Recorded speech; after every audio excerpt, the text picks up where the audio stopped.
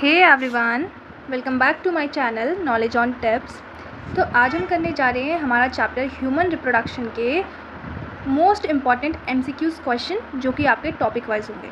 ठीक है, अगर आपने ये चैप्टर पढ़ लिया है तो आप इन क्वेश्चंस को लगाइए और देखिए आपका जो प्रिपरेशन लेवल है वो कहाँ पर तक का है। ठीक है, टॉपिक वाइज हम क्वेश्चन करेंगे। अगर आपके उस टॉपिक के मैक्सिमम क्वेश्चन जो हैं वो सही होते हैं तो मीन्स आपका जो टॉपिक है वो क्या हो गया है, क्लियर हो गया है। ठीक है, और अगर आपको इस चैप्टर में कोई भी डाउट है तो मैंने ये चैप्टर बिल्कुल एनसीईआरटी की लाइन बाय लाइन डिटेल में कंप्लीट किया है, तो आप जाके वो प्लेलिस्ट भी चेक कर सकते हैं। ठीक है, लेकिन अगर आपने ये चैप्टर पढ़ लिया है तो आप अपने को, अगर आपको चेक या फिर रिवाइज़ करना है तो ये क्वेश्चन सेशन के थ्रू आप इसको रिवाइज़ कीजिए।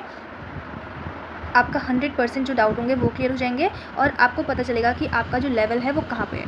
ठीक है, तो चलिए स्टार्ट करते हैं। दी मेल रिप्रोडक्टिव सिस्टम। सबसे पहला हमारा जो क्वेश्चन है, temperature of scrotum which is necessary for functioning of the testis is always around. तो कितना होता है, अराउंड 2 डिग्री सेल्सियस होता है below the body temperature. Body temperature से आपका 2 to 2.5 डिग्री सेल्सियस कम होना चाहिए। एनसीईआरटी की डायरेक्ट लाइन है, पेज नंबर 27 में जाकर के देख सकते हैं। मैं फिर से बोल रही हूँ, अगर आपको कहीं भी डाउट आता है तो आप मेरी एनसीईआरटी लाइन बाय लाइन कीजिए। आई एम टेलिंग यू 100% कि आपके क्वेश्चन बनेंगे।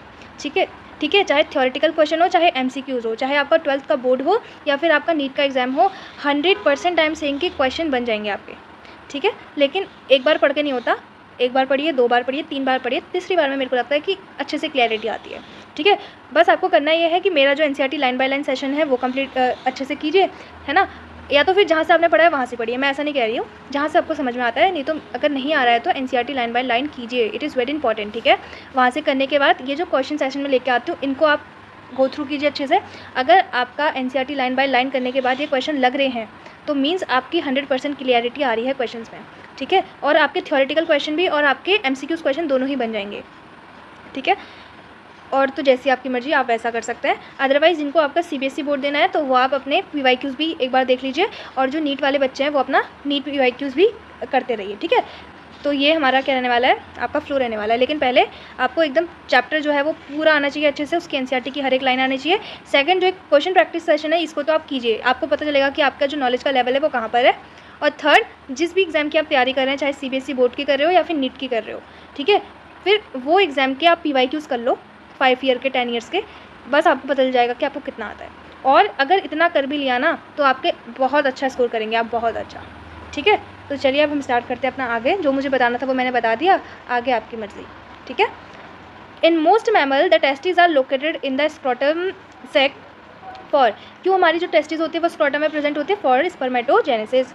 Read the following statement and select the correct option.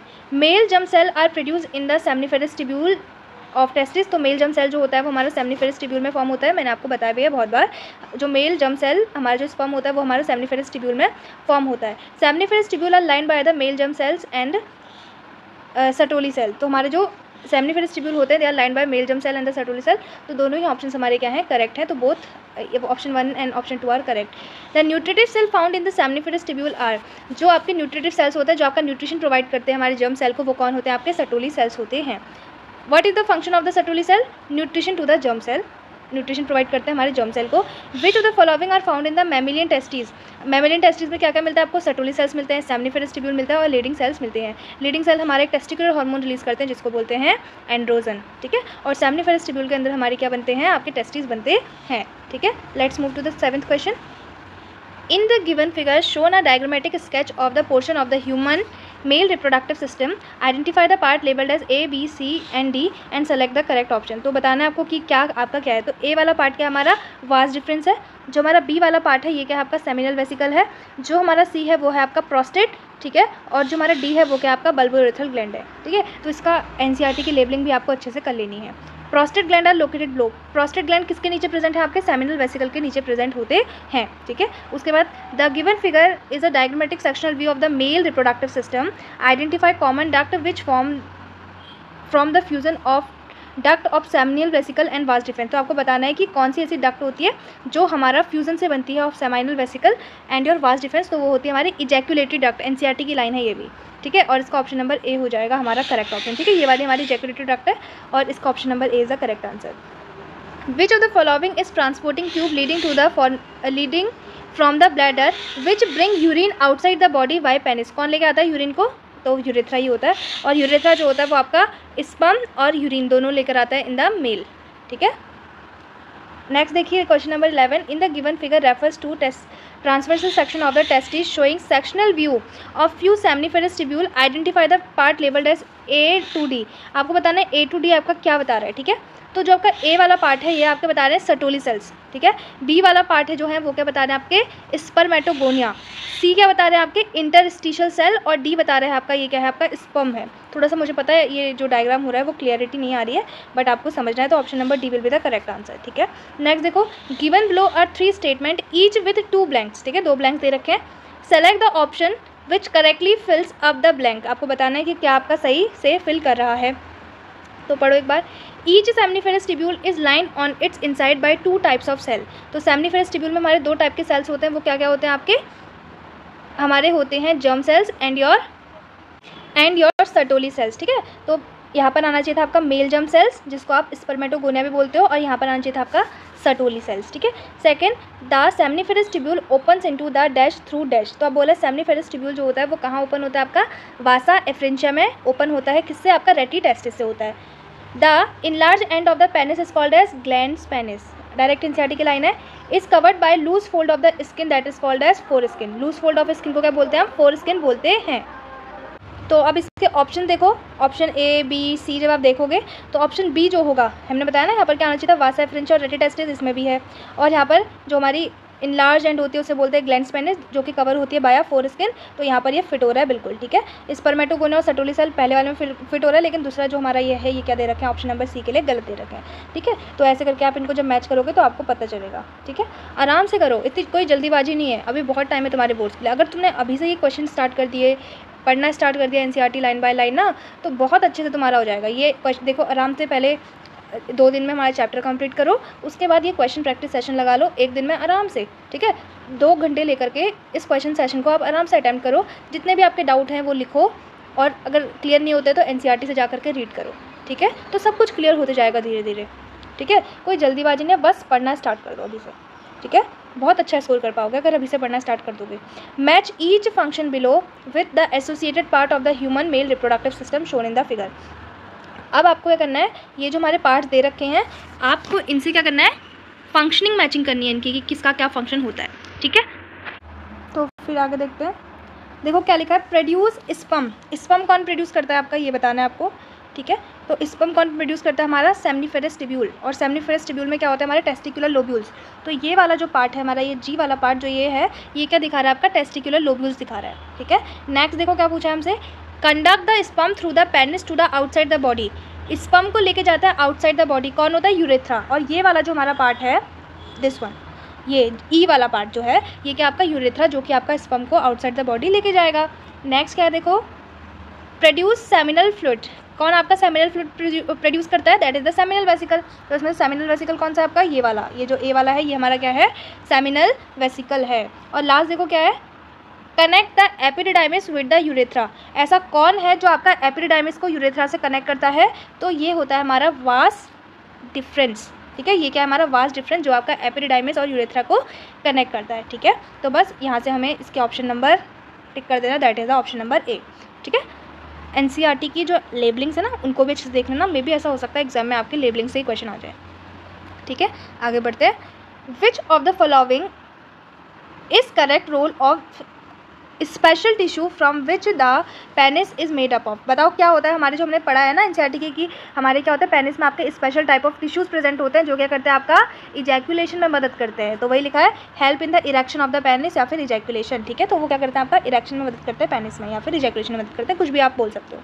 ठीक है, seminal plasma in the human is rich in. जो आपका सेमिनल प्लाज्मा होता है वो रिच है किस में? तो ये भी हमारी बिल्कुल डायरेक्ट एनसीईआरटी की लाइन है, तो वो रिच होता है फ्रक्टोज, कैल्शियम और कुछ एंजाइम्स में। ठीक है, उसके बाद देखो again, read the following statement about the given diagram carefully and state which of them is correct. आपको बताना है कि इनमें से कौन से आपको करेक्ट दे रखे हैं। ठीक है, तो सबसे पहला ए क्या है आपका? ए आपका है वास डिफरेंस। ठीक है, उसके बाद जो ये आपका ये वाला पार्ट हमें यहाँ पर दिखाया हुआ है, ये क्या आपके बल्बो यूरेथ्रल्स हैं। क्या है? बल्बो यूरेथ्रल ग्लैंड्स हैं।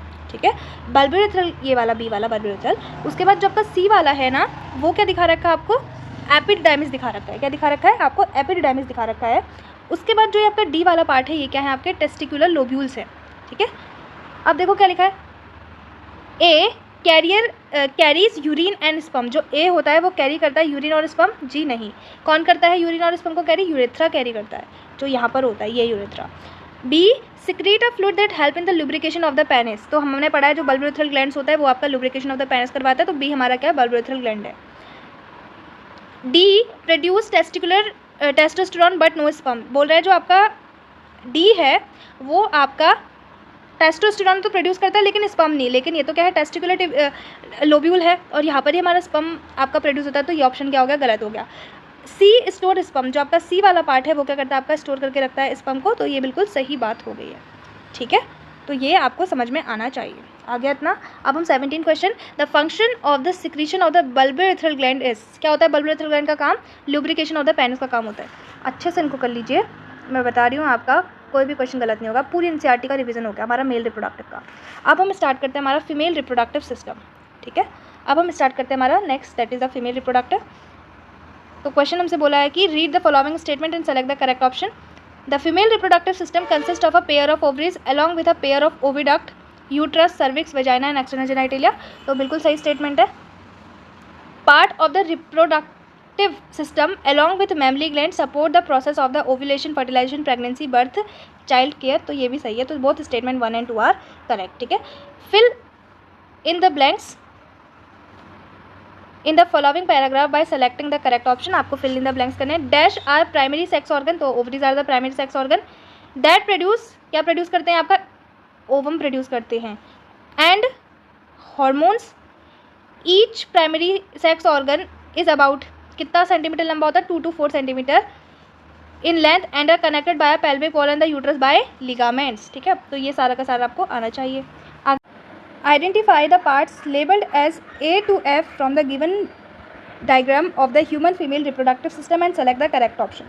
तो जो A वाला है वो है हमारा सर्विक्स, B वाला जो है वो क्या है आपका वेजाइना, C वाला is the uterus, D is the urinary bladder, E is the clitoris and F is the vaginal orifice. ठीक है, और अगर आपको इसको डिटेल में और भी पार्ट्स अगर स्टडी करने हैं ना इसके, तो आप फिगर 2.3 देखिएगा एनसीईआरटी का, पेज नंबर यहाँ पर मेंशन है 29 में। ठीक है, उसके बाद नेक्स्ट हमारा जो ये वाला हमारा फिगर गिवन है, इसमें आपको बताना है ABCD जो आपको गिवन है उसके लेबलिंग्स क्या क्या हैं।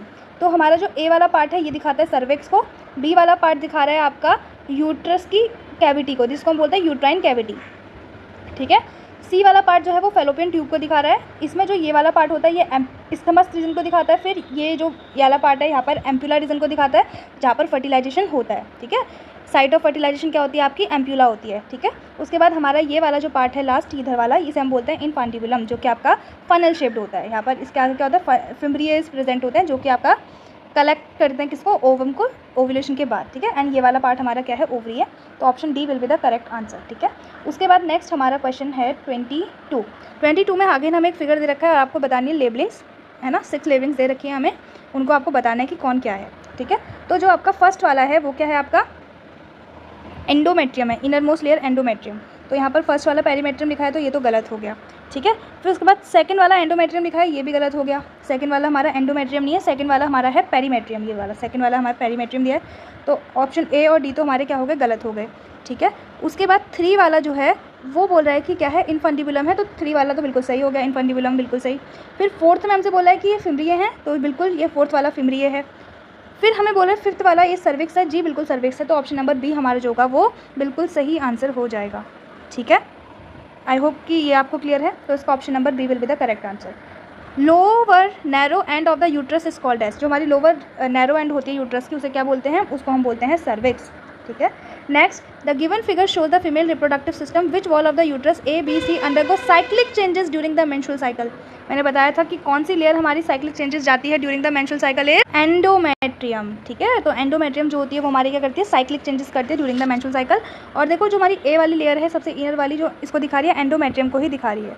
ठीक है, और फिर बी वाला जो है वो किसको दिखा रहा है, एंडोमेट्रियम के बाद होती है हमारी मिडिल वाली लेयर जिसको बोलते हो मायोमेट्रियम, बी वाला मायोमेट्रियम को दिखा रहा है, और फिर जो आपका सी वाला है वो दिखा रहा है आपका पेरीमेट्रियम को। ठीक है, select the odd one out of the following, इसमें से ऑड वन बताना है आपको। देखो फिमरिए, इस्थमस और इन्फंडिबुलम, ये तीनों ही हमारे फीमेल रिप्रोडक्टिव के पार्ट है ना। लेबिया माइनोरा जो है वो क्या हमारा एक्सटर्नल जेनाइटेलिया है फीमेल रिप्रोडक्टिव का, ठीक है। तो ये हमारा ऑड वन हो गया। The female external genitalia include, अब फीमेल एक्सटर्नल जेनाइटेलिया में क्या क्या आता है बताओ, मोन्स प्यूबिस, लेबिया मेजोरा और क्लिटोरिस आता है, ये सब कुछ आता है, लेकिन ये दोनों हमारे नहीं आते हैं, ठीक है। उसके बाद नेक्स्ट आगे चलते हैं, a sectional view of the mammary gland show. अब जो आपका सेक्शनल व्यू होता है मेमरी ग्लैंड का, वो क्या क्या दिखाता है, उसमें आपको निप्पल और एरुला देखने को मिलता है, जी देखने को मिलता है। मेमरी लोब्स, एल्वियोलस और डक्ट्स देखने को मिलती हैं, जी देखने को मिलती हैं, ठीक है। Antibodies, pectoris majora muscles, ribs, ये सब कुछ हमें देखने को नहीं मिलता। एम्प्यूला और लैक्टिफेरस डक्ट देखने को मिलती है, जी। तो ऑप्शन नंबर 1, 2 और 4 हो जाएगा आपका correct answer. Milk secreted from the cells of the alveoli of the mammary lobes reach nipple through lactiferous duct, mammary duct, ampullary tubules and mammary ampulla in the following order. तो आपको इसका order बताना है कि कैसे इसका order होता है। तो सबसे पहले हमारे मेमरी ट्यूब्यूल्स में जाता है ना, फिर ट्यूब्यूल्स के बाद कहाँ जाएगा आपका, फिर हमारा मेमरी डक्ट में जाएगा, फिर एम्प्यूला में जाएगा और उसके बाद हमारा जाएगा लैक्टिफेरस डक्ट में। तो TMAL इसका जो हो जाएगा हमारा कोडिंग हो जाएगा, ठीक है। तो TMAL हमें टिक कर देना है। तो ये हमारा मेल और फीमेल रिप्रोडक्टिव के सारे क्वेश्चन कंप्लीट हो गए हैं। अगर आपको ये सारे क्वेश्चन आए हैं तो बहुत अच्छी बात है, अगर नहीं आए हैं तो go and watch my NCERT line by line series, ठीक है। और या तो फिर आप दोबारा खुद से पढ़ रहे हैं तो अच्छे से खुद से पढ़िए, ठीक है। कैसे भी आप कर लीजिए, लेकिन बस कर लीजिए इसको एक बार रिवाइज, अगर क्वेश्चन बनने में कुछ दिक्कत हो रही है, ठीक है। नहीं तो रिविजन करते जाओगे तो आते जाएगा, नो डाउट, ठीक है। तो आगे चलो, gametogenesis. In spermatogenesis meiotic division occur during conversion of, ठीक है। तो मियोटिक डिवीजन क्यों होती है, क्योंकि हमारा प्राइमरी स्पर्मेटोसाइट्स आपका सेकेंडरी स्पर्मेटोसाइट में कन्वर्ट होता है, इसलिए हमारे वहाँ पर मियोटिक डिवीजन होती है।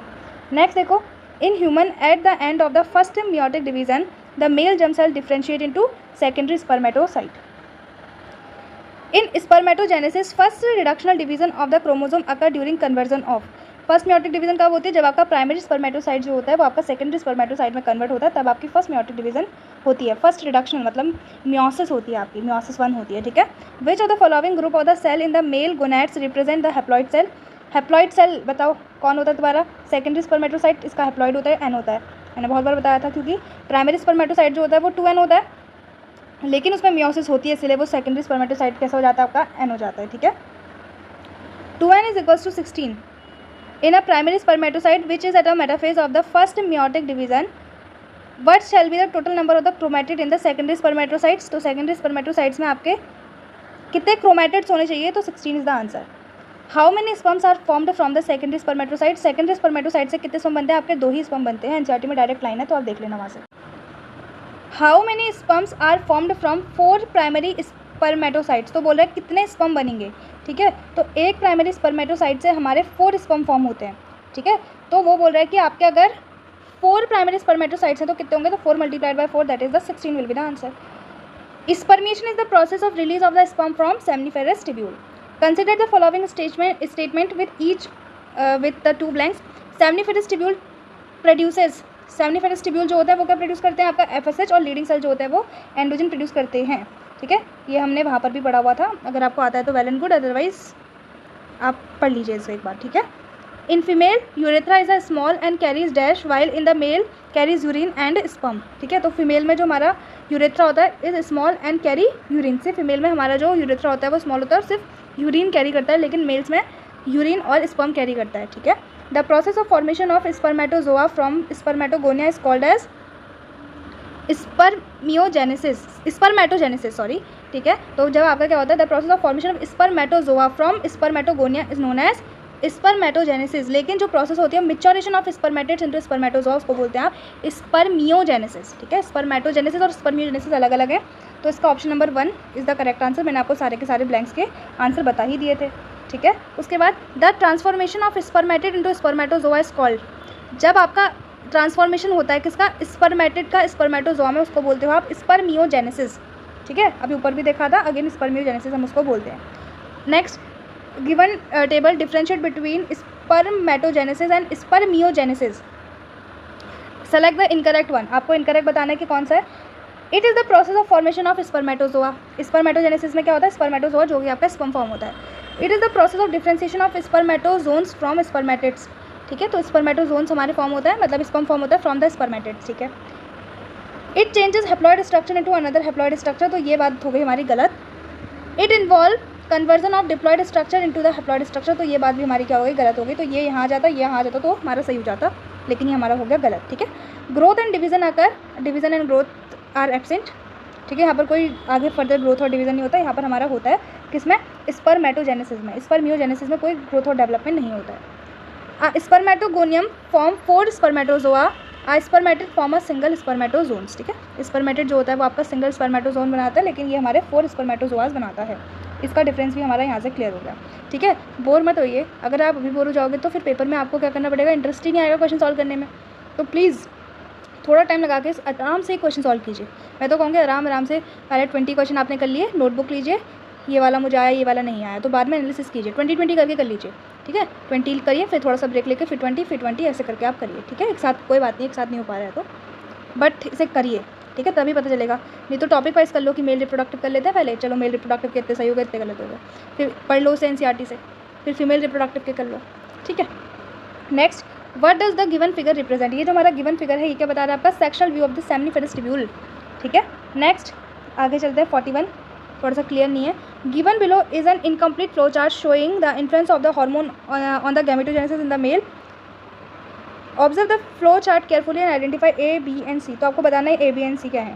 ठीक है, सबसे पहला पिट्यूटरी हार्मोन LH और FSH दोनों को सिक्रीट करता है। LH जो होता है वो लीडिंग सेल्स के ऊपर एक्ट करता है, लीडिंग सेल जो होता है वो हमारा एंड्रोजन हार्मोन का रिलीज करते हैं। ठीक है, FSH जो होता है वो हमारी सर्टुलरी सेल्स पे एक्ट करता है, स्टिमुलेट करता है किसकी, कौन सी प्रोसेस को, आपका स्पर्मियोजेनेसिस की प्रोसेस को। Option number D will be the correct answer. Factors that help in spermiogenesis and secreted by, जो आपके फैक्टर्स हेल्प करते हैं इन स्पर्मियोजेनेसिस, स्पर्मियोजेनेसिस के लिए कौन रिस्पॉन्सिबल होता है आपका, FSH रिस्पॉन्सिबल होता है। Identify the part labelled as A, B, C and D and E in the given diagram. Human sperm दे रखा है आपको और आपको इसके बारे में बताना है लेबलिंग्स क्या क्या हैं और सेलेक्ट द करेक्ट ऑप्शन। तो A क्या है आपका, एक्रोजोम। ठीक है, जहाँ पर आपकी एंजाइम्स प्रेजेंट होती हैं, जो आप जब आपका पेनिट्रेशन होता है स्पर्म का इन द ओवम, तब वो एंजाइम जो होती है वो हेल्प करती है इन द पेनिट्रेशन। ठीक है, तो ये वाला A वाला क्या है आपका, एक्रोजोम है। ठीक है, B क्या है आपका, न्यूक्लियस, जो कि आपका हैप्लॉइड होता है। C क्या है आपका, नेक, है ना, और D है आपके माइटोकॉन्ड्रिया, जो कि आपका मोबिलिटी करवाता है स्पर्म की, तो स्पर्म जो मूव करता है वो इन्हीं माइटोकॉन्ड्रियाज की मदद से करता है। और E क्या है आपका, प्लाज्मा मेम्ब्रेन, पूरे बॉडी में प्रेजेंट होती है एक्सेप्ट हमारी टेल पे प्रेजेंट नहीं होती स्पर्म की। ठीक है, आगे बढ़ते हैं। Which of the following contain an elongated haploid nucleus of the sperm, तो हैप्लॉइड न्यूक्लियस कहाँ प्रेजेंट है आपका, हेड में प्रेजेंट है, अभी हमने देखा भी था ऊपर। एक्रोजोम कंटेन, एक्रोजोम में क्या होती है आपकी, हाइड्रोलिटिक एंजाइम्स प्रेजेंट होती हैं। Middle piece of the sperm contain mitochondrias, जो कि उसको मूवमेंट में मदद करता है। Select the incorrect statement, the human male ejaculate about 200 to 300 million sperm during the coitus, बिल्कुल सही स्टेटमेंट है, इसको हम ना नहीं बोल सकते हैं, बिल्कुल सही। Out of the ejaculated sperm at least 60% होने चाहिए थे, लेकिन यहाँ पर 80% लिखा है। ठीक है, तो 60% of the sperm must have normal shape and size, तो यही हमारा क्या होगा, इनकरेक्ट हो गया। 40% of the ejaculated sperm must showed vigorous motility, ये भी सही है। The tail of the sperm help in the motility, तो ये भी सही है। तो ऑप्शन नंबर बी हमारा क्या है, इनकरेक्ट है, और यही हमारे इस क्वेश्चन का आंसर हो जाएगा। Consider the following 3 statements related to the human male reproductive system and select the correct option stating which one is true and which one is false। बताना है आपको कौन सा सही है और कौन सा गलत है। ठीक है, middle piece of the spermatozoa that is the sperm is termed as the powerhouse of the sperm, यहाँ माइटोकॉन्ड्रिया प्रेजेंट होता है तो true. Vas deferens joint a duct from the seminal vesicle to the vas efferentia, तो ये statement हमारा हो जाता है गलत। Semen is collection of secretion from the seminal vesicle prostate and Cowper's gland, यहाँ पर कंफ्यूज मत होना, बल्बो यूरेथ्रल को ही कॉपर्स ग्लैंड भी बोलते हैं। ठीक है, with the sperm from the testis, तो ये भी सही है। ठीक है, अभी मैं आपको कुछ ज़्यादा कुछ एक्सप्लेन नहीं कर पाऊँगी, अगर एक्सप्लेन करूँगी तो ये जो हमारा लेक्चर है ना बहुत लंबा हो जाएगा। ठीक है, तो इसलिए बस मैं भी आपको बस ऐसे करके रीड कर रहे हैं, क्वेश्चन समझा रहे हैं और बस आंसर टिक कर रहे हैं। ठीक है, डिटेल में नहीं बता सकते हैं अभी यहाँ पर। At what stage of the life is oogenesis initiated in the human female, कब स्टार्ट हो जाती है, एम्ब्रियोनिक डेवलपमेंट में ही, जब एम्ब्रियोनिक पीरियड चल रहा होता है ना फीटस का, अगर वो फीमेल होती है तो तभी से उसका हमारा oogenesis स्टार्ट हो जाती है उसमें। Total number of the follicle in each ovary of a normal young adult women is about 60,000 to 80,000 but only 500 follicle get a chance to mature. What is the destiny for rest of the egg, large number of जो follicles होते हैं वो क्या हो जाते हैं, D generate हो जाते हैं, है ना, इसीलिए क्या होता है कि सिर्फ इतने ही हमारे फॉलिकल्स को क्या करता है, टाइम मिलता है maturation. Read the given statement and select the correct option. Statement 1 है हमारी, primary oocyte get surrounded by the layer of the granulosa cell that is called as primary follicle, जी बिल्कुल स्टेटमेंट 1 जो है वो करेक्ट हो गई। The secondary follicle is characterize by a fluid filled cavity that is called antrum, जो जी नहीं, तो सेकेंडरी फॉलिकल नहीं होता, वो हमारा tertiary follicle is characterize by fluid filled cavity that is called as antrum. तो statement 1 is correct and statement 2 is incorrect, तो option number B will be the correct answer for this question. ठीक है, अगर आपको कोई भी doubt होता है तो आप मुझे कमेंट सेक्शन में बता दीजिएगा, मैं आपके डाउट क्लियर कर दूंगी। ठीक है, तो अब हम अपने नेक्स्ट क्वेश्चन पे चलते हैं। In oogenesis the secondary follicle soon transforms into tertiary follicle which is characterised by a fluid filled cavity that is called as antrum. ठीक है, first polar body formed after which state of the oogenesis, तो first polar body जो होती है वो कब बनती है, आपकी फर्स्ट मियोसिस के बाद आपकी फर्स्ट पोलर बॉडी जो होती है वो फॉर्म हो जाती है। Polar bodies are produce during the formation of, polar bodies कब बनती है, जब आपका सेकेंडरी oocyte बनता है तभी हमारी पोलर बॉडीज भी बनती हैं। ठीक है, given here is the figure, section view, graph section, identify part A to D, बताओ select the correct option. A to D आपको बताना है कि क्या क्या है। तो ए क्या है आपका, थीका एक्सटर्ना है। ठीक है, बी क्या है आपका, थीका इंटरना है। सी इज द ओवम, है ना, ये सी वाला पार्ट जो है ये क्या आपका ओवम है। और डी क्या है आपका antrum, that is the fluid filled cavity जो आपका टर्शियरी फॉलिकल में प्रेजेंट होती है। ठीक है, in the sectional view of the ovary we can find, अगर हम सेक्शनल व्यू देखें ओवरी का तो हमें क्या क्या मिलेगा उसमें, देखो उसमें हमें क्या क्या मिलेगा, प्राइमरी फॉलिकल भी मिलेगा, ग्रेफिन फॉलिकल भी मिलेगा, ब्लड वेसल्स भी मिलेगा और कॉर्पस ल्यूटियम भी हमें उसमें मिलेगा। अगर हम सेक्शनल व्यू ऑफ ओवरी देखें तो option number D will be the correct answer. ठीक है, उसके बाद in the given transsectional view of the human ovary, है ना, ट्रांससेक्शनल व्यू आपको ह्यूमन ओवरी का दिया हुआ है, तो ए टू ई आपको बताना है कि कौन कौन सा पार्ट आपको लेबल करके बताओ कि कौन क्या है। ठीक है, तो जो आपका ए वाला पार्ट है ये क्या है आपका, ग्रेफिन फॉलिकल है। क्या है, ग्रेफिन फॉलिकल। बी वाला पार्ट जो है वो है आपका टर्शियरी फॉलिकल सोइंग एंट्रम। ठीक है, सी जो है ये क्या है आपका ओवम है, डी जो है वो आपका कॉर्पस ल्यूटियम और ई जो है वो है आपका प्राइमरी फॉलिकल। ठीक है, तो क्या है हमें इसकी लेबलिंग सी बतानी है, तो यहाँ पर लिखा है हमें, अच्छा इसका ऑप्शन नंबर, इसके ऑप्शंस मिसिंग है। ओके, नहीं यहाँ पर है ऑप्शन, सॉरी। तो देखो सबसे पहला हमारा ए क्या है आपका ग्रेफिन फॉलिकल, बी आपका tertiary follicle with the antrum, फिर ओवम, फिर कॉर्पस ल्यूटियम और फिर हमारा प्राइमरी फॉलिकल। ठीक है, तो option number D will be the correct option. ठीक है, तो मैंने आपको बता दिया था पहले भी, लेकिन ऑप्शन भी दिए थे मैंने देखे नहीं थे, I am sorry. Mark the odd item in each series and select the correct option, तो आपको बताना है कि इसमें से क्या करेक्ट है। ठीक है, तो स्पर्मेटोसाइट्स, तो सबसे पहला क्या है, spermatocyte, polar body, spermatid, spermatogonia. ठीक है, तो ऑड वन हमें इससे आउट करना है, तो सबसे पहला हमारे लिए इसके लिए स्पर्मेटोसाइट, स्पर्मेटिड और स्पर्मेटोगोनियम सब क्या है एक जैसा है, लेकिन पोलर बॉडी कुछ अलग सी इसमें साउंड कर दिया, तो पोलर बॉडी हो जाएगा पहले का, तो पहले से ही हमारा आंसर आ गया इसमें। फिर endometrium, corpus luteum, acrosome, Graafian follicle. देखो एंडोमेट्रियम, एक्रोजोम नहीं, एंडोमेट्रियम, कॉर्पस ल्यूटियम और ग्रेफिन फॉलिकल तीनों ही हमारे फीमेल वाले पार्ट हो गए, लेकिन जो एक्रोजोम है ये हमारा मेल में आ जाता है, तो एक्रोजोम इसमें ऑड वन हो गया। Vas deferens, fallopian tube, epididymis, corpus gland, corpus gland, bulbourethral, याद रखना बार बार, इसमें वास डिफरेंस मेल वाला हो गया तो इसको साइड कर दो। Then Sertoli cell, spermatozoa, interstitial cell, Cowper's gland, फिर यहाँ पर कॉर्पस ग्लैंड अलग हो गया तो इसको हम अलग कर दो, तो ऑड वन आउट हो जाएगा, तो option number B will be the correct answer. Again pick the odd one out, scrotum, rete testis, fallopian tube, vas deferens, तो फेलोपियन ट्यूब हो जाएगा इससे। Ovary, uterus, vagina, ejaculatory duct, यहाँ से ejaculatory duct हो जाएगा।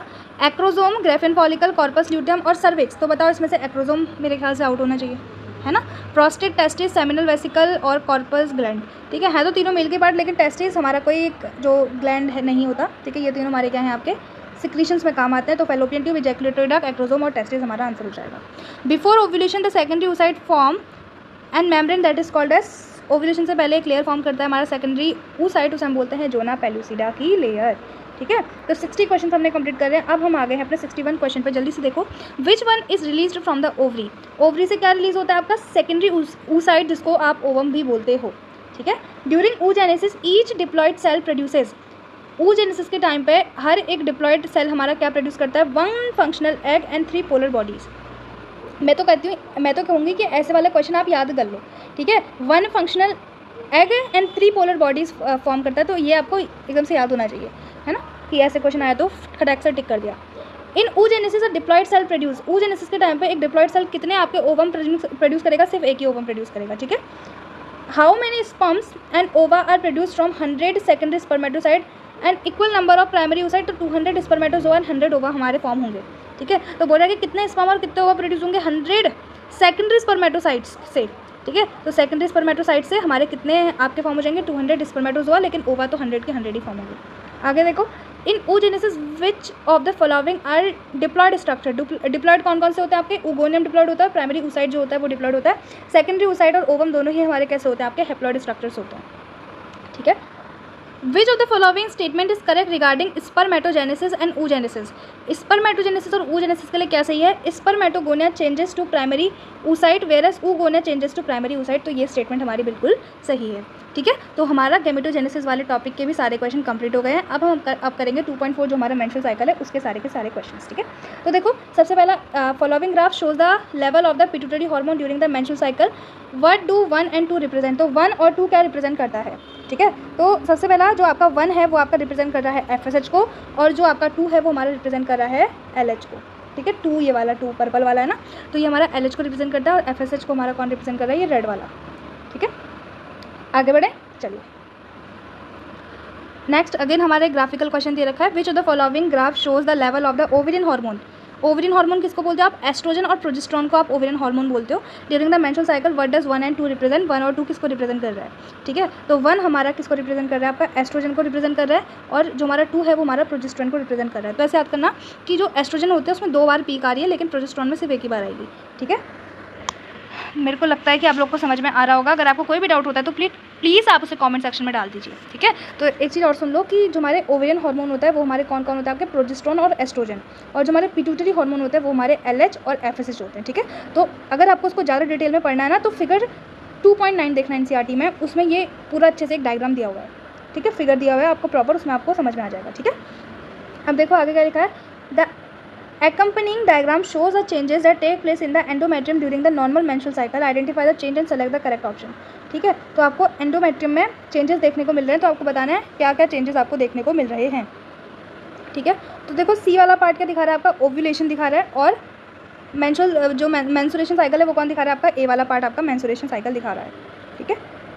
आई होप कितना आपको समझ में आ रहा होगा। और जो ये बी वाला पार्ट है ये हमारा क्या दिखा रहा है? प्लोरिफरेटिव या फिर फॉलिकुलर फेज को दिखा रहा है ना। और जो डी वाला फेज है हमारा ये आपका सेक्रेटरी फेज को दिखा रहा है, ठीक है। मेंस्ट्रुअल फेज ये दिखा रहा है, और ये वाला हमारा ओव्यूलेटरी फेज दिखा रहा है जो कि आपका 14th डे में होता है।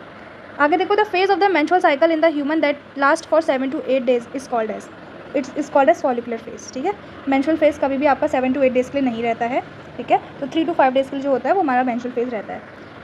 In the 28 days human ovarian cycle the ovulation take place typically on. तो अगर 28 डे की साइकिल है तो जो ओवुलेशन होगा वो आपका 14th डे पे होगा, ठीक है। Ovulation of the human female normally take place during the menstrual cycle. तो ओवुलेशन कब होता है? At the end of the proliferative phase. जब आपका प्रोलिफरेटिव फेज खत्म होने वाला होता है तब आपका प्रोलिफरेटिव को ही हम फॉलिकुलर फेज भी बोलते हैं, ठीक है। जब वो खत्म होने वाला होता है तब जाके आपका क्या होता है? ओवुलेशन होता है। In the given figure shows systematic representation of the menstrual cycle in the human female. Identify the 3 phases A, B, C of the menstrual cycle. तो आपको आइडेंटिफाई करने हैं हमारे 3 phases। ओके फिगर दिया है, आपको आइडेंटिफाई करने हैं हमारे 3 phases A, B, C, है ना। तो हमारा जो A वाला है ये क्या आपका सिक्रीटरी फेज है, ठीक है। उसके बाद नेक्स्ट जो हमारा ये वाला फेज है जो कि आपका 5 days के लिए रहता है, इसको आप बोलते हो मेंस्ट्रुअल फेज, ठीक है। हमारी साइकिल हमने यहीं से स्टार्ट करी थी वैसे, साइकिल बिगिंस फ्रॉम हियर। तो 5 days के लिए मेंस्ट्रुअल फेज पढ़ा है आपने पढ़ा। मेंस्ट्रुअल फेज के बाद आपका प्रोलिफरेटिव फेज होता है 14 डे तक, फिर 14 डे से आपका क्या हो जाता है? ओवुलेटरी फेज हो जाता है, यहाँ पर ओवुलेशन हो जाता है। फिर ओवुलेशन के बाद कौन सा फेज स्टार्ट हो जाता है? आपका सिक्रीटरी फेज, ठीक है। तो ए वाला सिक्रीटरी फेज हो गया, बी वाला आपका मेंस्ट्रुअल फेज हो गया, और सी वाला क्या हो गया आपका? सॉरी, ए वाला आपका सिक्रीटरी हो गया, बी वाला आपका मेंस्ट्रुअल हो गया, और सी वाला क्या हो गया आपका? फॉलिकुलर फेज हो गया, ठीक है। I hope you understand this. यहाँ पर देखो डेज भी लिखे ना ये वाले, इनको देख करके आपको समझ में आ जाएगा। Study the graph carefully and correlate the hormonal level. तो आपको यहाँ पर ऑप्शन दिए हैं और फिर आपको यहाँ पर से कोरिलेट करना है। थोड़ा सा छोटा कर लेते हैं ताकि ऑप्शन की मदद से हम इसको जल्दी टैकल कर पाएँ, ठीक है। तो देखो सबसे पहले क्या बोल रहा है कि बताओ क्या है यहाँ पर? क्या हो रहा है? आपका LH इंक्रीज़ होते जा रहा है और FSH जो है वो डिक्रीज़ होते जा रहा है। LH जो है वो अपनी पीक पे है और FSH भी दोनों ही कहाँ पर है? पीक पे हैं, दोनों ही पीक पे हैं। ये both FSH and LH decreases, फिर बाद में दोनों ही क्या हो गए? डिक्रीज़ हो गए। तो option number C will be the correct answer, ठीक है। तो पढ़ लो 1 to 5 डे, फिर 12 to 14 डे और 25 to 28 डे में क्या होता है? तो 1 to 5th डे में LH जो होता है वो इंक्रीज़ होता है, FSH जो होता है वो डिक्रीज़ होता है। 12 to 14th डे में आपका LH जो होता है वो पीक पे होता है, FSH भी जो है वो पीक पे है। यहाँ पर देखो ग्राफ से देखो और यहाँ पर जो पूछा है वो देखो। फिर 25 to 28 डे में आपके दोनों ही जो हैं वो नीचे आ गए हैं, ठीक है, दोनों ही डिक्रीज़ होते जा रहे हैं। आगे देखो 75 A regular cycling woman is not menstruating. Which one of the following is most likely root cause of this. ठीक है, तो अगर एक रोज हमारी एक फीमेल है जो कि आपका साइकिलिंग करती है, वो आपका मेंस्ट्रुएशन साइकिल उसमें नहीं चल रहा, तो क्या है? Maintenance of hypertrophic endometrium lining. Next option है हमारा maintenance of high concentration of sex hormone in the bloodstream, retention of well develop corpus luteum, fertilisation of the ovum. तो हमारा इसका जो मेजर कॉज हो सकता है वो होता है आपका कि फर्टिलाइज हो गया है ओवम. ठीक है, ड्यूरिंग proliferative phase और ज़्यादा follicular phase हम बोलते हैं. Myometrium wall is sloughed out, endometrium wall is sloughed out, estrogen stimulate proliferative endometrium of the uterine wall. तो यही हमारा ऑप्शन नंबर सी जो होता है वो सही जाता है. Select the incorrect statement regarding the menstruation. बताओ मेंस्ट्रुएशन साइकिल के बारे में क्या स्टेटमेंट आपकी सही है. ठीक है, menstrual phase is followed by the luteal phase. तो menstrual phase is followed by luteal phase, तो ये बिल्कुल सही बात है और ऑप्शन आप पढ़ते भी जाएंगे. ठीक है, name the hormone that have no role in menstruation. कौन सा हार्मोन का काम नहीं होता मेंस्ट्रुएशन में? एड्रेनलिन का. एफएसएच का भी होता है, एलएच का भी होता है और एस्ट्रोजन का भी होता है, तीनों का होता है. तो किसका नहीं होता पूछा तो हमने बता दिया. The time for optimum chances of conception in a woman is. ठीक है, तो मोस्टली जो हमारा हम बोलते हैं कि प्रेगनेंसी ओव्यूलेशन जो होता है वो आपका 14 डे पे होता है. तो आपका जो कंसेप्शन के कंसीविंग के जो मोस्टली ज़्यादा चांसेस होते हैं वो कौन से डे पे होते हैं? तो 14 डे पे होते हैं. Below is given the unorganized list of some important events in the human female reproductive cycle. Identify the correct sequence of this event and select the correct option. तो आपको बताना है कि करेक्ट ऑप्शन बताओ कि कैसे आपका होता है. सबसे पहला सिक्रीशन ऑफ FSH, फिर ग्रोथ ऑफ फॉलिकल्स होती है. ठीक है, FSH सिक्रीट होता है, फिर फॉलिकल्स हमारे क्या होते हैं? ग्रो होता है ना. उसके बाद suddenly increase in the level of the LH, फिर LH आपका एकदम से बढ़ता है. फिर नेक्स्ट आपका ओव्यूलेशन होने लगता है. ओव्यूलेशन के बाद क्या होता है? हमारा कॉर्पस ल्यूटियम जो होता है वो ग्रो हो जाता है. तो आपको ऐसे करके इसको एकदम से कर लेना है सारा का सारा. ठीक है, आगे देखो. और जो हमारा एक बार बता देती हूँ आपको, देखो जो LH होता है ना वो आपका मैक्सिमम सिक्रीट होता है at the 14th day of the ovulation. मतलब ओव्यूलेशन जो होता है वो 14 डे पे ही होता है. तो मेंस्ट्रुअल साइकिल के 14 डे पे हमारा जो LH होता है वो हमारा पीक लेवल पे पहुँच जाता है और इसको ही हम बोलते हैं LH सर्ज. ठीक है, ठीक है, LH सर्ज जो होता है फिर वो क्या कर जाता है? आपका rupturing of the Graafian follicle करवा देता है और फिर आपका क्या होता है? ओव्यूलेशन हो जाता है. और फिर बाद में जो हमारा रप्चर ग्रेफिन फॉलिकल है यही आपका कॉर्पस ल्यूटियम में रीजनरेट होता है. ठीक है, तो देखो वही लिखा है after ovulation Graafian follicle regenerate into corpus luteum. ठीक है, तो ग्रेफिन फॉलिकल जो होता है वो हमारा किस में रीजनरेट होता है? कॉर्पस ल्यूटियम में. Which part of the ovary in mammals act as an endocrine gland after ovulation. तो कौन सा पार्ट होता है आपका ओवरी का मैमल्स की? वो आपका जो आपका एंडोक्राइन ग्लैंड के जैसे भी एक्ट करता है. तो ग्रेफिन फॉलिकल ही हमारा वो पार्ट है. इस टाइप के क्वेश्चन तो मैं बोलती हूँ कि जो ऐसे है ना तो उनको लर्न कर लेना चाहिए अच्छे से. कुछ समझ में नहीं भी आ रहा तो बस लर्न कर लो. वैसे तो आ जाता है कि हमारा जो एंडोक्राइन ग्लैंड के जैसे भी एक्ट करता है हमारा ग्रेफिन फॉलिकल, क्योंकि ये हार्मोन सिक्रीट करता है इसीलिए इसको एंडोक्राइन ग्लैंड के जैसे बोल देते हैं हम. क्योंकि ये जो ग्रेफिन फॉलिकल होता है बाद में यही हमारा कॉर्पस ल्यूटियम में कन्वर्ट होता है और फिर कॉर्पस ल्यूटियम जो होता है वो प्रोजेस्टेरॉन का सिक्रीशन करता है. इसलिए हम बोल देते हैं कि कौन सा जो हमारा आपका ऐसा कौन सा पार्ट होता है ओवरी का जो आपका एंडोक्राइन ग्लैंड के जैसे एक्ट करता है. तो ग्रेफिन फॉलिकल. कॉर्पस ल्यूटियम क्या होता है? तो कॉर्पस ल्यूटियम टिक करना. ठीक है, the corpus luteum secrete progesterone which is essential for the maintenance of the endometrium of the uterus. ठीक है, उसके बाद read the following statement about the menstruation cycle and select the correct option. Menstruation cycle के बारे में क्या सही है? Lack of menstruation may be indication of the pregnancy. May be yes. हर टाइम ऐसा नहीं होगा कि 100% नो 100% ये नहीं होता इंडिकेशन, मतलब हाँ होता है. ठीक है, the changes in the ovary and the uterus are induced by the change in the level of the ovarian hormone. नहीं, सिर्फ ओवेरियन हार्मोन नहीं, पिट्यूटरी वाले हार्मोन भी होते हैं हमारे. ठीक है, फिर से बता देती हूँ. ओवेरियन हार्मोन किसको बोलते हो आप? प्रोजेस्टेरॉन और एस्ट्रोजन को. और पिट्यूटरी हार्मोन बोलते हैं LH और FSH को. ठीक है, LH सर्ज इंड्यूस ओव्यूलेशन, तो LH सर्ज आती है तो ओव्यूलेशन होता है. बिल्कुल सही बात है. If fertilisation occur corpus luteum degenerate immediately. अगर फर्टिलाइजेशन होगा तो कॉर्पस ल्यूटियम डीजनरेट हो जाएगा इमीडिएटली. तो ये हमारी गलत बात है. अगर फर्टिलाइजेशन होगा तो कॉर्पस ल्यूटियम जो होता है वो डीजनरेट नहीं होता है. ठीक है, तब वो डीजनरेट नहीं होता. लेकिन अगर आपका फर्टिलाइजेशन नहीं हुआ, in the absence of the fertilisation जो कॉर्पस ल्यूटियम होता है वो क्या हो जाता है? हमारा डीजनरेट हो जाता है. ठीक है, आगे बढ़ो. देखो if mammalian ovum fail to get fertilize which one of the following is unlikely to occur. ठीक है, तो अगर हमारा फर्टिलाइजेशन नहीं हुआ तो क्या होगा? आपका एस्ट्रोजन सिक्रीशन इंक्रीजेस.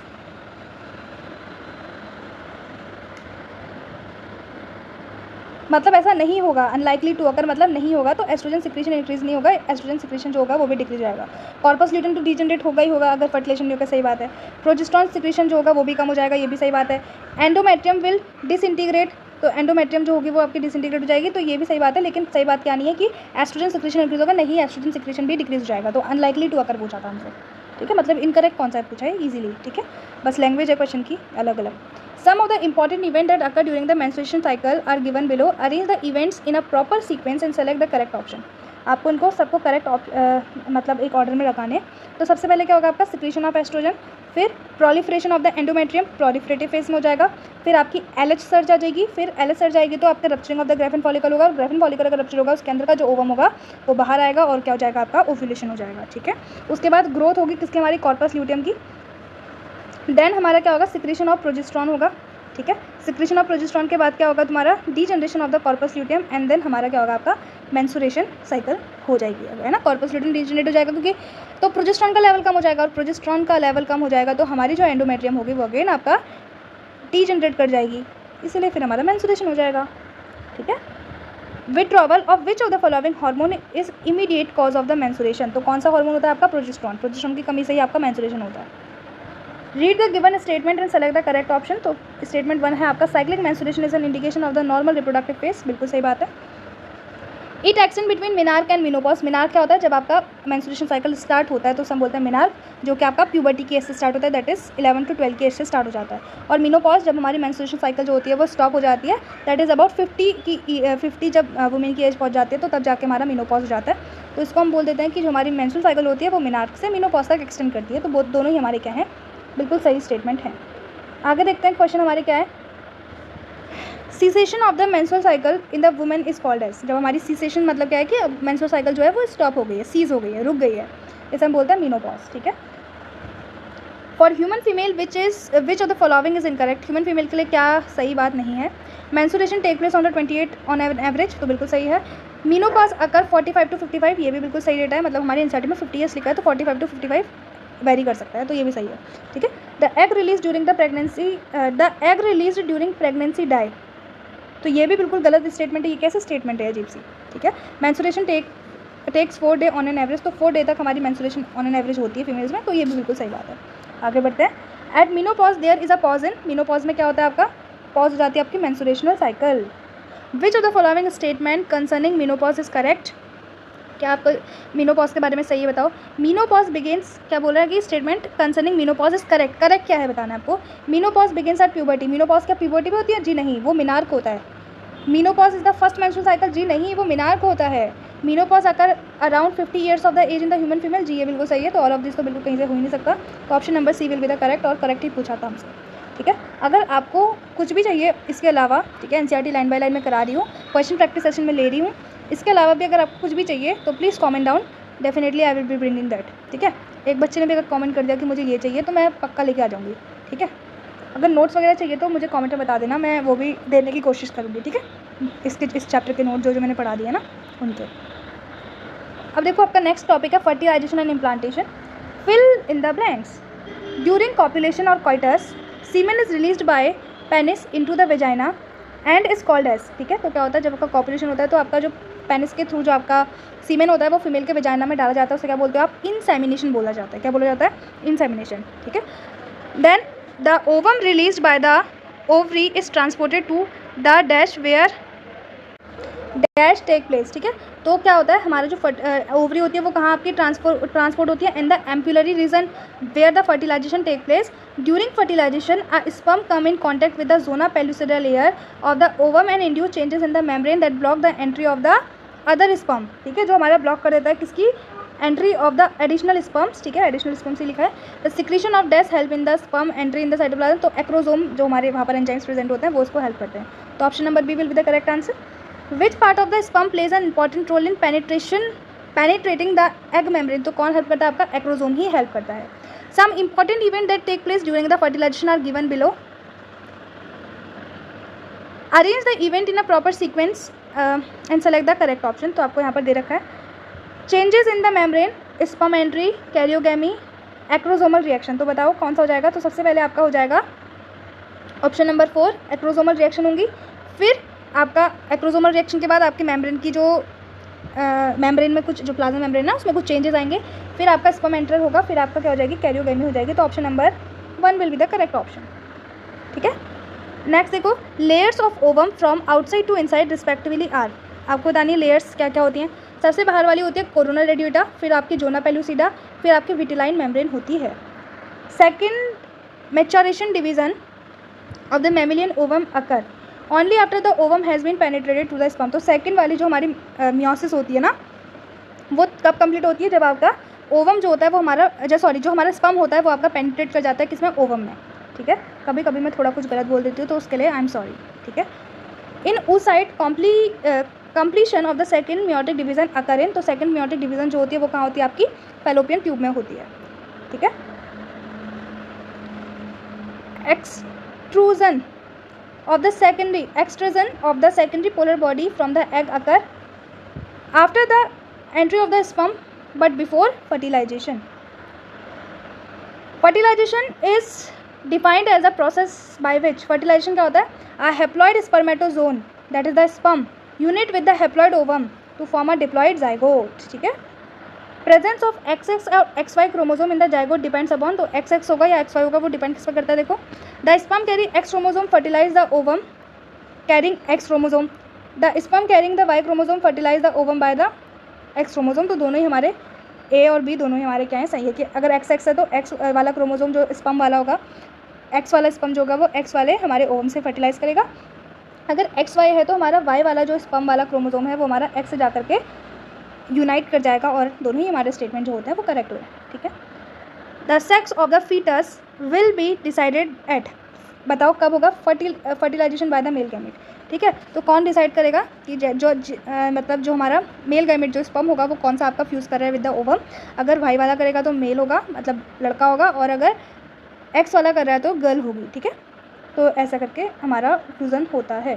ठीक है, आगे देखते हैं नेक्स्ट क्या देख रखा है, what is true about cleavage in the fertilised egg in the human. तो क्या सही है क्लीवेज के बारे में, तो क्लीवेज जो होता है वो आपका स्टार्ट हो जाता है इन द फैलोपियन ट्यूब। ठीक है, while the egg is in the fallopian tube, तो जब तक क्लीवेज जो होता है वो हमारा जब एग फैलोपियन ट्यूब में होता है तभी स्टार्ट हो जाता है। Select the correct option label ABCD, आपको ABCD यहाँ पर लेबलिंग करनी है। तो NCERT में आप देखेंगे तो आपको सब कुछ अच्छे समझ में आएगा। तो क्या पूछ रहा है हमसे इन द गिवन फिगर, तो जो यहाँ पर A है वो क्या दिखा रहा है, बोल रहा है। ठीक है, तो A यहाँ पर हमारा ओवम दिखा रहा है, फिर यहाँ पर नहीं, ये A जो है यहाँ पर क्या हो रहा है, आपका फर्टिलाइजेशन हो रहा है। ठीक है, यहाँ पर हमारा एक ओवम है और यहाँ पर स्पर्म आके कर रहे हैं, फर्टिलाइज़ कर रहे हैं। ठीक है, उसके बाद हमारा जो ये B वाला पार्ट है, यहाँ पर हमारा ये फैलोपियन ट्यूब वाला पार्ट है जहाँ पर हमारा आगे ये यहाँ पर हमारा ओवम फर्टिलाइज हुआ। अब यहाँ पर क्या हो रहा है, ट्रांसपोर्टेशन हो रहा है इसका। ठीक है, और नेक्स्ट हमारा जो D है यहाँ पर क्या है, आपका ब्लास्टोसिस्ट है, यहाँ पर हमारा क्या होता है, इम्प्लांटेशन हो रहा है। ठीक है, तो क्या बता रहा है कि A represent the fertilise zygote, B represent the modular stage, हमसे पूछा है कि करेक्ट एक्सप्लेनेशन। ठीक है, और C क्या बता रहा है, आपका ब्लास्टोसिस्ट बता रहा है, और D represent the blastocyst implantation. तो बिल्कुल सही है कि जो D है वो हमारा क्या करा रहा है, ये हमारा रिप्रेजेंट करता है आपका ब्लास्टोसिस्ट का इम्प्लांटेशन। ठीक है, और जो ये आपका C है ये क्या रिप्रेजेंट कर रहा है, आपका मॉड्यूला रिप्रेजेंट कर रहा है, ना कि B। ठीक है, तो C रिप्रेजेंट मॉड्यूला है ना, और जो हमारा ये हमारी जो रिप्रेजेंट कर रहा है B, ये हमारी 4 सेल्ड स्टेज रिप्रेजेंट कर रहा है, और ये हमारा रिप्रेजेंट कर रहा है आपका फर्टिलाइजेशन। ठीक है, ठीक है, आगे देखो, read the given statement and select the correct option. The embryo with 8 to 16 blastomere is called as morula. तो हमारा जब एम्ब्रियो 8 to 16 ब्लास्टोमेर स्टेज में होता है उसे हम मॉड्यूला बोलते हैं। तो बिल्कुल सही स्टेटमेंट है। Cell division convert unicellular zygote into the multicellular embryo. तो ये भी बिल्कुल सही है कि सेल डिवीजन के थ्रू ही हमारा यूनिसेलुलर जाइगोट, जो आपका यूनिसेलुलर जाइगोट होता है, इसका प्रोडक्ट लेवल क्या होता है, 2n, that is its diploid. तो क्वेश्चन आता है कि ऐसा क्या, मतलब ऐसा कौन सा यहाँ पर स्ट्रक्चर होता है, बताओ, जो आपका डिप्लॉयड होता है लेकिन यूनिसेक्सुअल है, सॉरी यूनिसेक्सुअल है कह रही हूँ, जो आपका डिप्लॉयड होता है और यूनिसेल्युलर है तो वो जाइगोट है। ठीक है, और फिर डिवीजन होकर ये मल्टीसेलुलर एम्ब्रियो बनाता है। ठीक है, the solid mass of 8 to 16 cells formed from zygote after successive mitotic division is called as morula. Select the correct sequence of the embryonic development। तो आपको सीक्वेंस बताना है कि एम्ब्रियोनिक डेवलपमेंट सबसे पहले ब्लास्टोमियर, फिर 8 to 16 ब्लास्टोमियर स्टेज को आप बोलते हैं मॉड्यूला। उसके बाद जो मॉड्यूला होता है वो डिवाइड करता है और क्या फॉर्म करता है, ब्लास्टोसिस्ट, जिसमें आपके 16 to 32 ब्लास्टोमियर प्रेजेंट होते हैं। Given below are the 4 statement 1 to 4 regarding the embryo development in the human. Cleavage occur as the zygote move through the uterus toward stomach. The trophoblast layer of the blastocyst get attached to the endometrium. The blastocyst and the blastomere and the blastocyst are arranged into the two layers that is called trophoblast and the endometrium. Cleavage division result in the solid walls of the cell that is called as morula. तो आपको बताना है कौन सी 2 statement इसमें से correct है। तो आपका ऑप्शन नंबर 2 और 4 वाला जो है वो हमारा क्या है, करेक्ट है, और सबके सब क्या है, रॉन्ग है। Identify the human developmental stage shown as well as related right place of its occurrence in a normal pregnant woman and select the right option for the two together। तो ये वाली स्टेज जो है ये क्या दिखा रहा है, हमारा आपका ब्लास्टोसिस्ट को रिप्रेजेंट कर रहा है ये वाला स्टेज, ठीक है। तो बताना आपको क्या सही है। तो डेवलपमेंटल स्टेज क्या होती है, इसको हम बोलते हैं ब्लास्टोसिस्ट, बिल्कुल सही है। और साइट ऑफ अकरेंस कहाँ देखने को मिलेगी, आपकी यूट्राइन की वॉल में ही देखने को मिलेगी, ठीक है, जिसे आप इम्प्लांटेशन भी बोलते हैं, ठीक है, इम्प्लांटेशन होता है यहाँ पर इसका, ठीक है। आगे देखो, Which of the following human developmental stage became embedded in the uterine endometrium by the process that is called as implantation lead to the pregnancy। बताना है आपको कौन सी आपकी स्टेज जो है वो आपका एंडोमेट्रियम के साथ जा करके एम्बेड कर जाती है ताकि इम्प्लांटेशन हो जाता है, जिसको हम बोलते हैं, जिसको आप that lead to the pregnancy. तो ये वाली स्टेज होती है, बहुत बार देख भी लिया है ना। अब देखो लास्ट, इसके बाद हमारा एक और टॉपिक है 2.6 के बाद हमारा एक 2.7 है पार्चुलेशन और लैक्टेशन, फिर हमारा ये क्वेश्चन प्रैक्टिस सेशन जो होगा वो कंप्लीट हो जाएगा। तो प्रेगनेंसी एंड एम्ब्रियोनिक डेवलपमेंट के क्वेश्चन देखो। The placenta is formed from the dash of the embryo and dash of the mother. तो जो हमारा प्लेसेंटा होता है वो कैसे फॉर्म होता है आपका, by chorionic villi and the uterine tissue. NCERT की फर्स्ट लाइन है इस पैराग्राफ की। प्लेसेंटा कंसिस्ट ऑफ, प्लेसेंटा में क्या क्या होता है आपका, chorionic villi and the uterine tissue दोनों ही होते हैं। Foetus get nourishment and oxygen through placenta. Structure connecting the embryo to placenta is called as umbilical cord. आगे देखते हैं, choose the correct statement regarding A. तो जो आपका ये ए है जिसको आप बोलते हैं क्या है, ये अम्बिलिकल कॉर्ड है, ठीक है। तो ए जो है वो अम्बिलिकल कॉर्ड है, तो उसके बारे में बताना क्या क्या करता है आपका, सप्लाई करता है ऑक्सीजन का, जी। रिमूवल करता है CO2 का, बिल्कुल सही है। सप्लाई ऑफ न्यूट्रिएंट भी करता है, बिल्कुल सही। तो all of this will be the correct answer. Which of the following hormone is not a secretory product of the human placenta. तो ह्यूमन प्लेसेंटा क्या नहीं आपका प्रोड्यूस करता है, बताना है आपको। तो HCG को सिक्रेट करता है, हाँ। प्रोलैक्टिन, जी प्रोलैक्टिन तो नहीं करता, एस्ट्रोजन भी करता है और प्रोजेस्टेरॉन भी करता है। तो option number B will be the correct answer कि कौन सा नहीं सिक्रेट करता है, not. Identify the label part A to D in the given figure of the human foetus. तो बताना है आपको A to D क्या क्या है। तो सबसे पहला जो हमारा A है ये है आपके प्लेसेंटल विलाई, जिनको हम क्रोनियोनिक विलाई भी बोलते हैं, ठीक है, प्लेसेंटल विलाई या फिर क्रोनियोनिक विलाई, ठीक है। उसके बाद जो है क्या है, कैविटी ऑफ यूट्रस है, लिखा है यहाँ पर। उसके बाद ये वाला जो ये दिख रहा है आपको, ये है हमारा यॉक सैक, ठीक है। ये तो आपको पता ही चल रहा है एम्ब्रियो है, और ये क्या है आपकी अम्बिलिकल कॉर्ड है, ठीक है। तो option number C will be the correct answer. The HCG, HPL and relaxin are produce in the women only during pregnancy. बहुत इंपॉर्टेंट है कि जो ये तीन हमारे हार्मोन्स होते हैं ये विमेन जो होते हैं उसमें सिर्फ आपके प्रेगनेंसी के दौरान ही सिक्रीट हो रहे होते हैं। Increase production of various hormone during pregnancy is essential for. अगर आपका जो हार्मोन्स का प्रोडक्शन जो होता है वो इंक्रीज होता है ड्यूरिंग द प्रेगनेंसी, ऐसा क्यों होता है पूछ रहा है, ठीक है। Supporting the foetal growth, metabolic changes होते हैं मदर में, मेंटेनेंस ऑफ द प्रेगनेंसी। तो all of this are correct. In normal pregnant women the amount of the total gonadotropin activity was assessed, the result expected was high level of circulating HCG to stimulate estrogen and progesterone synthesis during the development of the embryo. Which of the following occur first, ठीक है। तो सबसे पहले क्या होता है, differentiation होता है हमारे सेल्स में। After implantation the inner cell mass differentiate into ectoderm, mesoderm and endoderm. Outer वाली एक्टोडर्म, मिडिल वाली मीजोडर्म और अंदर वाली एंडोडर्म। का option number C will be the correct answer. Fill in the blanks about the given statement and select the correct statement. The developmental stage of an animal passed in the mother वॉर्म is called as. जो हमारी developmental stage होती है उसे क्या बोलते हैं हम, फीटस। जो वॉर्म में होते हैं हम बोलते हैं foetus. The outer layer of the blastula is called as. जो आउटर लेयर होते हैं ब्लास्टुला उसे क्या बोलते हैं आप, ट्रोपोब्लास्ट बोलते हो, ठीक है। It does not take part in the formation of the embryo. और जो हमारी ट्रोपोब्लास्ट होती है वो हमारा एम्ब्रियो फॉर्मेशन में कोई भी पार्ट नहीं लेती है, ठीक है। Dash is the outer germ layer that is formed from a inner cell mass of the differentiated cell. तो इसका आंसर क्या है हमारा, dash is the outer germ layer that is from the inner cell mass by differentiation is your ectoderm, ठीक है। Outer वाली कौन सी होती है हमारी, एक्टोडर्म ही होती है।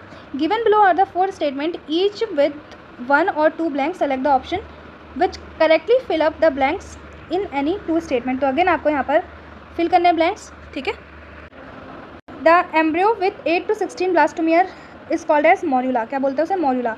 Embedding of dash in the endometrium in of the uterus is called as implantation and lead to. तो क्या इम्बेड होता है आपका, ब्लास्टोसिस्ट इम्बेड होता है और that lead to pregnancy. After implantation finger like projection appear on the trophoblast are called as chorionic villi which are surrounded by the uterine tissue in the maternal blood.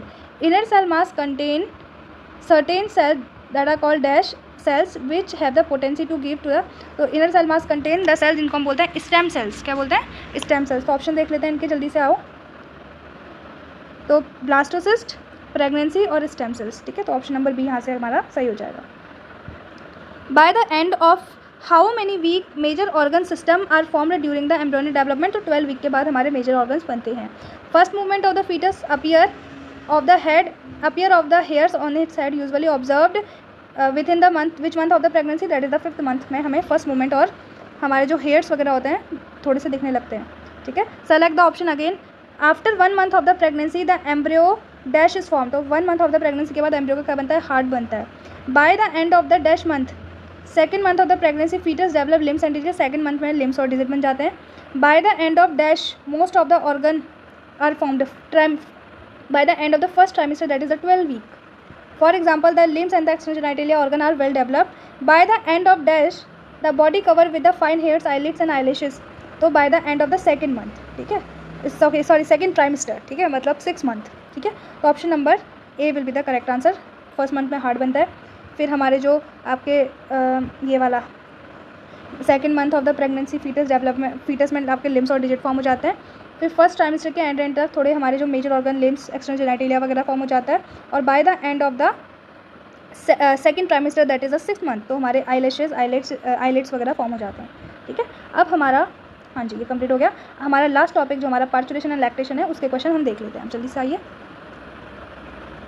तो parturition and lactation, delivery of developed foetus is scientifically called as parturition, ठीक है। तो delivery of the foetus is called as parturition. Read the following statement carefully and select the correct option, बताना है क्या सही है आपको।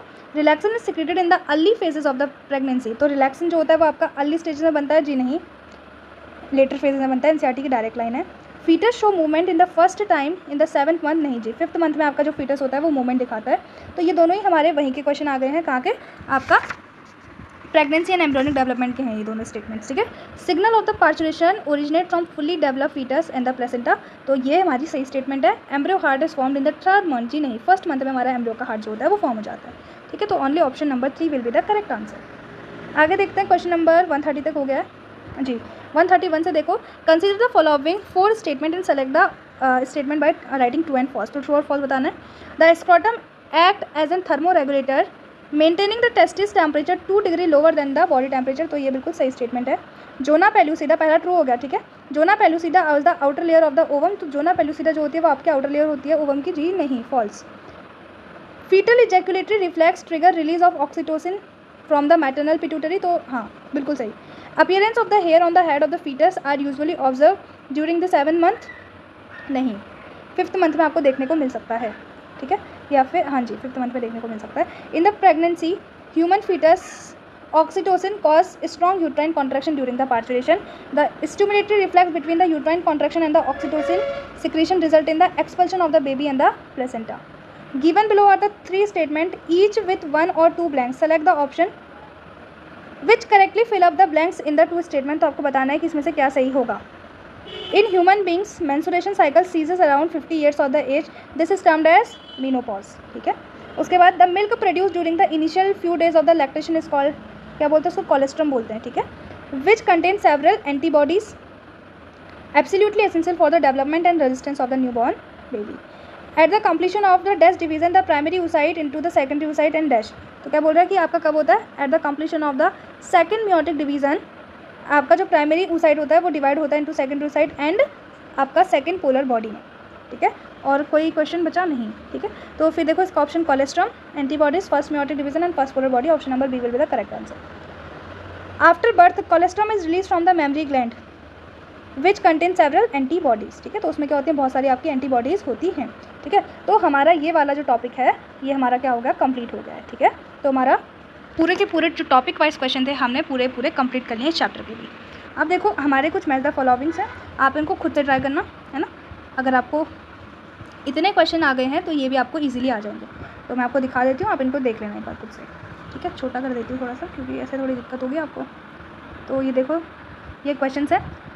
अब आपको कुछ भी चाहिए होगा है ना, कुछ मतलब कुछ भी, अगर आपको कोई भी और प्रैक्टिस सेशन रिक्वायर्ड होगा या जो भी आपको चाहिए आप मुझे कमेंट में बता देना, मैं लेके आ जाऊँगी, ठीक है। और इन क्वेश्चंस की भी आप प्रैक्टिस कर लेना। अगर आप चाहें तो इनकी भी अच्छे से प्रैक्टिस कर लेंगे, और कोई डाउट होगा तो मुझे कमेंट सेक्शन में आप लोग बता देना, ठीक है। वैसे तो अब होना नहीं चाहिए आपको कोई डाउट, क्योंकि हमने पूरे चैप्टर कंप्लीट कर लिया है। तो ये सारे के सारे इसके मैच द फॉलोइंग भी हमारे हो जाते हैं कंप्लीट। तो इसके थ्रू हमने अपना पूरा चैप्टर एकदम डिटेल में पहले एनसीईआरटी से फिर क्वेश्चन के थ्रू कंप्लीट कर लिया है, ठीक है। अगर आपको ये क्वेश्चन सेशन अच्छा लग रहा हो तो please like, share and subscribe to my channel, और अपना जो फीडबैक है वो आप कमेंट सेक्शन में मुझे दे सकते हैं। और अगर आपको कुछ भी और चाहिए तो वो भी आप मुझे कमेंट सेक्शन में बताइए, मैं ज़रूर कोशिश करूँगी कि मैं उसको लेके आ पाऊँ, ठीक है। बट अगर आप इतना भी कर लेते हैं तो ये आपके लिए इनफ रहेगा, ठीक है। मैं तो कहूँगी मोर देन इनफ रहेगा, ठीक है। Thank you for watching.